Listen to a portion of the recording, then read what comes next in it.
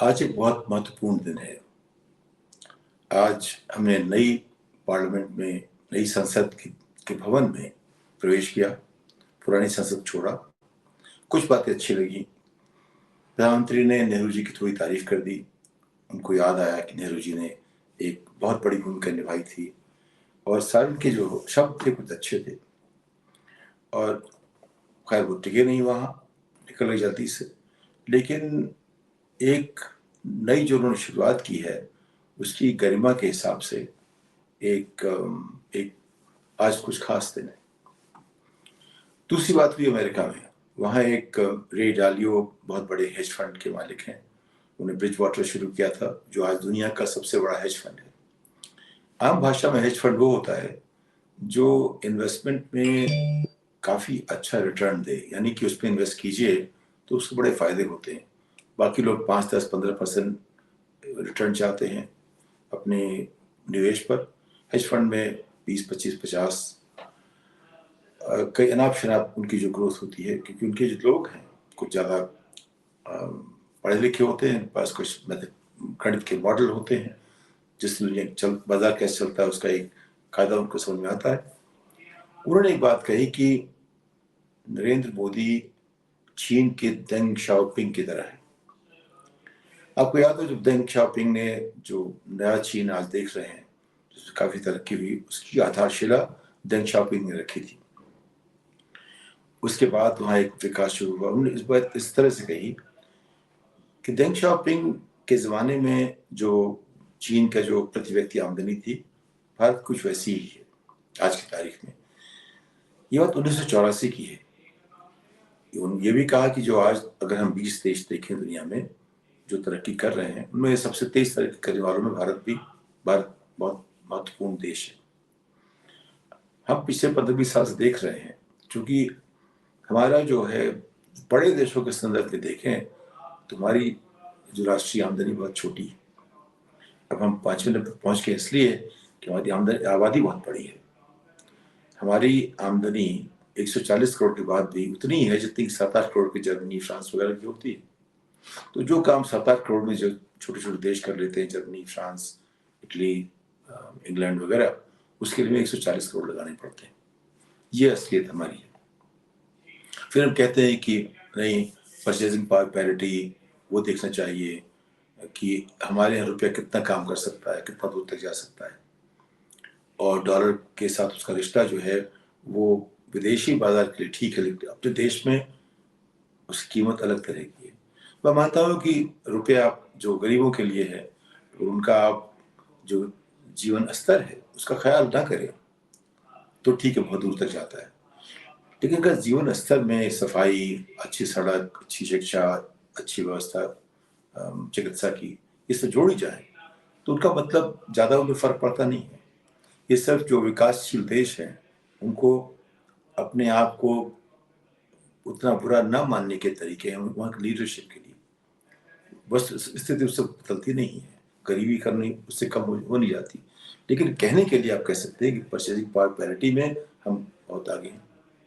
जैसे चीन कहता है हम परचेजिंग पावर पैरिटी में, हम अमेरिका से बढ़े हैं, लेकिन ऐसी स्थिति है नहीं। सही पूछे तो उन्होंने कहा कि 1984 में जो चीन की स्थिति थी वो आज भारत की स्थिति है। आप समझ लीजिए इससे कितना हम पीछे हैं।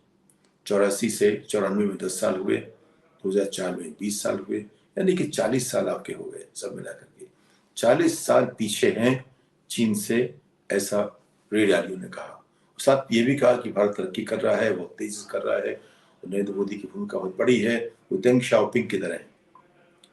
अब आप बताइए, अगर आपको कोई कहे कि आप पड़ोसी से 40 साल पीछे हैं तो आप कितना आगे हैं। जब चंद्रयान पे हम नंबर 3 पहुंचा तो मैंने 2 छोटे छोटे सवाल किए। भाई पहला इस तरह का यान कब गया था? 80 साल पहले। पहला आदमी कब पहुंचा था? करीब 55 साल पहले। वो जो पहुंचा था वहां 3 दिन पहुंचा था, हमारा 40 दिन पहुंचा है। तो हमने अपनी तारीफ खुद करना शुरू कर दिया है। लेकिन एक गरीब देश के लिए अपनी बहुत बड़ी उपलब्धि है, हम चांद तक पहुंच गए। उसमें हमारे पास टेक्नोलॉजी जो है कुछ अमेरिका की भी है, रूस की, बहुत सीखा हमने। हमने 75 साल लगाए वहां पहुंचने में, अच्छी बात है। उस पर हमें खुद गर्व होना चाहिए एक हद तक। उससे हम दुनिया के बराबर नहीं खड़े होते, उससे फिर भी 80 साल पीछे रहते हैं, 60 साल पीछे रहते हैं। अब अमेरिका वालों ने ही, जिनकी हम बहुत सराहना करते हैं कि वो कह रहे हैं कि हम बहुत अच्छा कर रहे हैं, ये कहते हुए कि हम बहुत अच्छा कर रहे हैं, कहा है हम इतना अच्छा कर रहे हैं कि चीन से 40 साल पीछे हैं।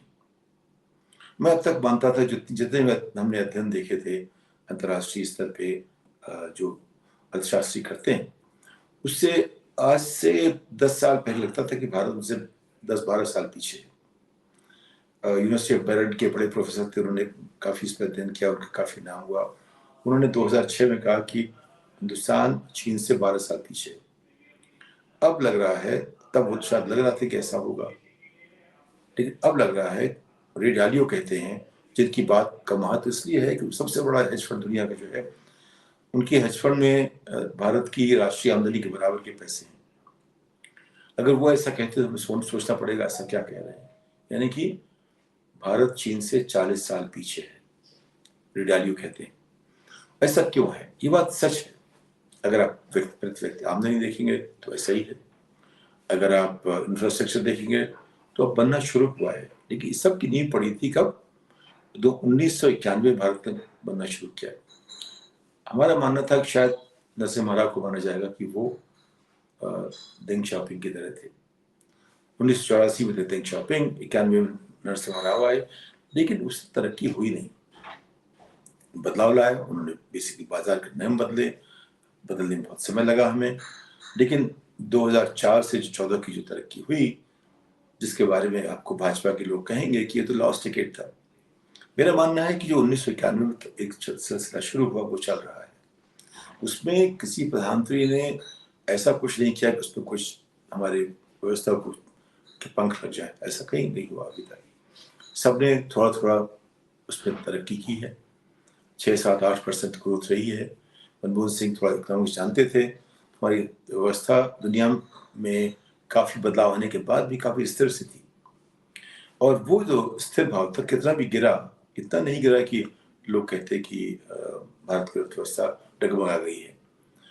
कुछ लोगों ने व्यंग में कहा कि वो फ्रैजिल 5 की बात हो गई, क्योंकि जो भी है हमारा जो राष्ट्रीय आमदनी का स्तर इतना नहीं था कि जरा सा झोंका हमें कहीं कहीं डगमगा रहे थे। आपको याद होगा 1991 में एक दिन हमारे पास कुछ एक दिन का फॉरेन एक्सचेंज बचा था, तब डॉक्टर मनमोहन सिंह सरकार आई, एशियन डेवलपमेंट बैंक ने पहला $1 बिलियन दिया, एक नया रास्ता खुला नरसिम्हा राव की सरकार के साथ, जहां मनमोहन सिंह को वित्त मंत्री बनाया गया था।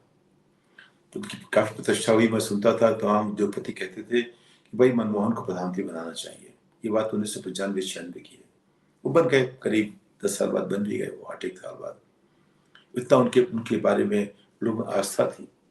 लेकिन राजनीति ऐसी चीज है कि अगर आप अच्छा करें तो आपको विरोधी दिखा सकता है कि बहुत बुरा किया, कुछ ऐसी बातों को लेकर के जिनका वास्तविकता से और तरक्की से कोई रिश्ता नहीं है।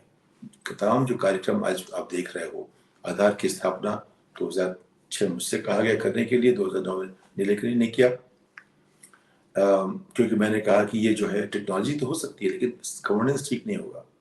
मेरा जो रास्ता थोड़ा सस्ता भी था, लेकिन मैं अपनी तरह से काम करता हूँ, और नीलेकनी अपनी तरह से काम किया, लेकिन आज वो एक बड़ा ढांचा बन गया है समझने का, लेकिन नहीं बना है। अगर मैं जाता हूँ बैंक अकाउंट खोलने के लिए तो वो सिर्फ आधार नहीं मानते, तमाम तरह के खर्चे आज भी 10 से 15 लग जाते हैं अकाउंट खोलने में। वो 1 मिनट में नहीं होता, अमेरिका में 1 मिनट में होता है, 5 मिनट लग जाते हैं, यहाँ 10 दिन लग जाते हैं आज भी। हमारे जो लोग हैं हमारे साथ काम करते हैं, वो उनका 25-30 हज़ार रुपये है जो कि निचले स्तर पर काम करते हैं। वो कहते हैं साहब बैंक अकाउंट खोलता ही नहीं हमारा, कहता हमको कम से कम इतने पैसे ला के दो, हम नहीं खोल पाते। तो ये भी वास्तविकता तो ये भी है। तो खैर, आधार तमाम तक अब जो हम देखते हैं डिजिटल इंफ्रास्ट्रक्चर की बात होती है कि हमने आईटी बहुत कुछ कर लिया है, हमारे पेमेंट्स बहुत सारे होते हैं, ये सब जो है एक एक जमीन बना रहे हैं आगे की तरक्की की। दुनिया हमेशा हमसे इसमें आगे रही है, लेकिन जिस तरह मैंने चीन में देखा, जो उन्होंने काम किया, मैं 7-8 साल पहले एक डेलीगेशन के साथ गया था, तो जो वहाँ देखा 8 साल पहले, हमें वहाँ तक पहुँचने में थोड़ा समय लगेगा, काफ़ी समय लगेगा। तो जब रे डालियो कहते हैं 40 साल पीछे हैं, तो मैं समझ सकता हूँ उस बात को। वो हमारे विश्वास में, हमारा, देखिए जितनी बड़बोली कम होगी उतना मानूंगा तरक्की बढ़ गई। अभी हम बड़बोलापन कर रहे हैं, जब तरक्की वाकई होगी तो हमें करना नहीं पड़ेगा ये सब, तो लोग सभी देखेंगे, सब कहेंगे आप तरक्की कर चुके हैं। तो जो जितनी बातें आप देखिए, जो 27-28 चीजें जो सरकार ने 9 साल 10 साल में दावा किया है, उनमें कोई ऐसा नहीं हो पाया कि उस कवर पेज पे उसके जो पन्ने थे उन पे कुछ लिखा गया, बातों बातों में रही, वो हम हमेशा जो है टारगेट बदलते चले गए। लेकिन जो सिलसिला शुरू हुआ था नरसिम्हा राव के बाद तमाम, फिर वाजपेयी जी के साथ, वो चलता रहा। वो रास्ता 7-8% तक का जा सकता है, लेकिन आज 4.5-5% पे चल रहा है, ऐसा मेरा मानना है, जितनी हमने बहस देखी उसके हिसाब से। फिर भी देश तरक्की कर रहा है। सबसे बड़ी मुश्किल यहाँ ये है कि डेमोक्रेसी पे जो खतरा है वो हमें ठीक करना पड़ेगा। आज जो बात शुरू हुई है, कम से कम नेहरू जी को किसी ने गाली नहीं दी, ये एक बहुत बड़ी बात है कि 9 साल बाद नेहरू जी को गाली देना हमारे नेताओं ने बंद कर दिया, आज एक दिन के लिए सही, अच्छी बात है। लेकिन गाली देने से देश का विकास नहीं होता। देश का विकास होता है जब गालियाँ कम हो जाएं, गालियाँ कम हो जाएं, जो बेमतलब की आवाज़ है वो कम हो जाए और लोग व्यवस्थित होकर चले। तो मुझे लगता है कि जो बात रे डालियो ने कही है, इसको हमें गंभीरता से लेना चाहिए कि हम चीन से वाकई 40 साल पीछे हैं। हमारी आमदनी प्रति से 5 गुना कम है। अगर हम 100 कमाते हैं तो 500 550 कमाते हैं। और वहाँ कितनी धीमी रफ्तार हो जाए, 1% धीमी होगी। अगर हमारी 1% 4.5 से 5 से बढ़ भी गई, फिर भी उसके आसपास ही रहेगी। अगर आसपास रहेगी तो मान लीजिए अगर आप दोनों एक ही रफ्तार से चल रहे हो, कोई 100 से चल रहा है, हम 95 से चल रहे हैं, या हम 105 से चल रहे हैं, लेकिन वो हमसे बहुत आगे हैं, 5,000 मील आगे है, तो कब बहुत टाइम लगेगा पकड़ने में उसे। तो बात यह है कि हमारी जो अर्थव्यवस्था है वो कितने भी हम उसका डंका पीटे, अंत में वही है कि 5-6 पीढ़ी पीछे है। 40 साल पीछे चीन के है, अमेरिका से 60 साल पीछे है, यूरोप से। शहरों में कुछ तरक्की हुई है। अगर आप जो हमारे 5-6 बड़े शहर हैं वहाँ जाएं तो लगता है कुछ तरक्की हुई है। वहाँ के बड़े हमारे बड़े शहर जो हैं वो दुनिया के शहरों की तरह ढकना पड़ता है हमें भी। जो विदेशी आते हैं ढक देते हैं, जो विदेशी आते हैं लॉकडाउन कर देना पड़ता है। 2,000 लोगों के लिए या 3,500 लोगों के लिए हमने पूरे दिल्ली शहर को लॉकडाउन डाल दिया। ये हमारी पहचान है तरक्की की। तो रे डालियो साहब ने जो कहा है कि हमारे प्रधानमंत्री डेंग शॉपिंग की तरह हैं, इस पर हमें थोड़ा सोचना चाहिए कि क्या हम वाकई 40 साल पीछे हैं और हमारा आगे का रास्ता कितना लंबा है। इस बात के साथ अगली पायदान तक नमस्कार।